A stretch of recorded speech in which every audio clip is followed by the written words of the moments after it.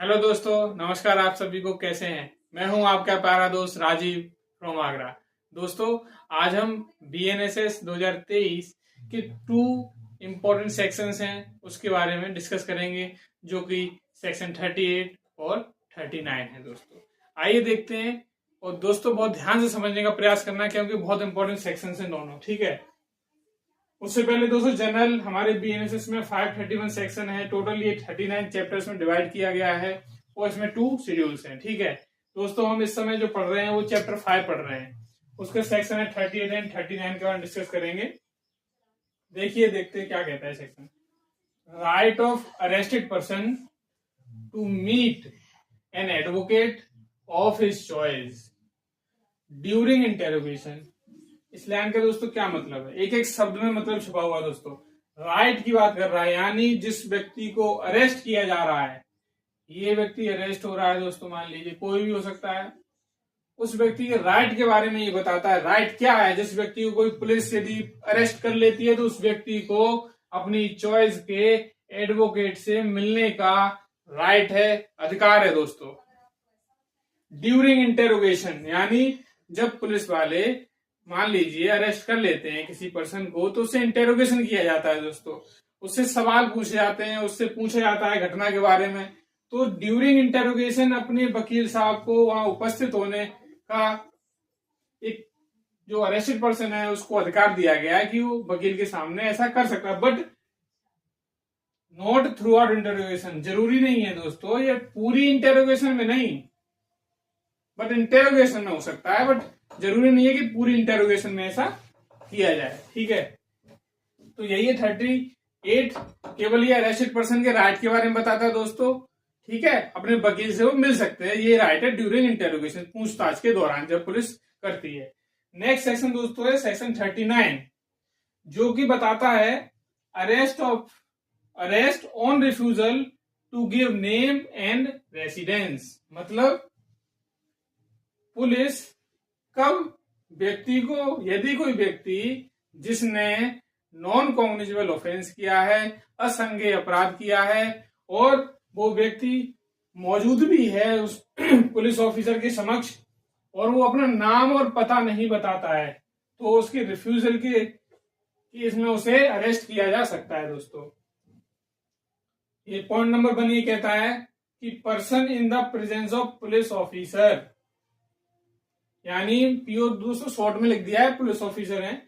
Person जो presence में है, यानी पुलिस ऑफिसर की मौजूदगी में है, वो उसने कमिटेड या एक्यूज है एनसीओ, नॉन कॉग्निजेबल ऑफेंस, असंज्ञेय अपराध किया है, कमिटेड या एक्यूज है, वो अभियुक्त है। ठीक है, such person refused when demand by PO, यानी उस व्यक्ति से पूछा गया पुलिस ऑफिसर के द्वारा कि अपना नाम पता बताइए, उसने नहीं बताया, या बताया भी तो फॉल्स है।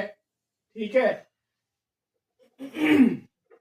नेक्स्ट दोस्तों सेक्शन 2, इसी का सब क्लॉज है। After settlement of name and residence,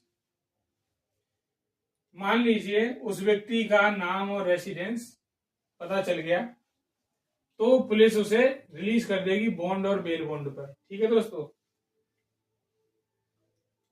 यदि जरूरत पड़ी तो उस व्यक्ति को मजिस्ट्रेट के सामने भी अपीयर किया जा सकता है।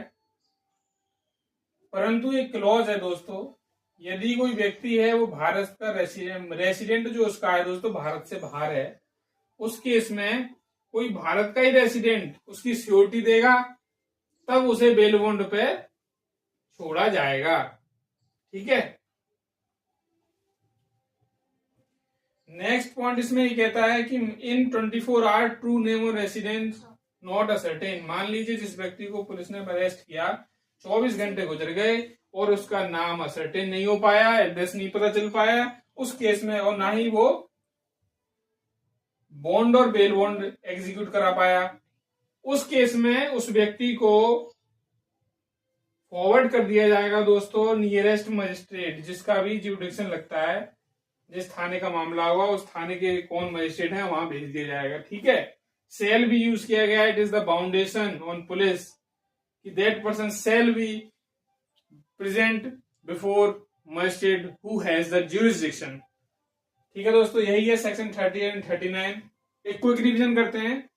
38 में राइट दे रखे हैं दोस्तों अरेस्टेड पर्सन के कि जब भी उसे कोई पुलिस गिरफ्तार करेगी तो उस व्यक्ति को अपने वकील साहब से मिलने का अधिकार है during interrogation but not whole interrogation.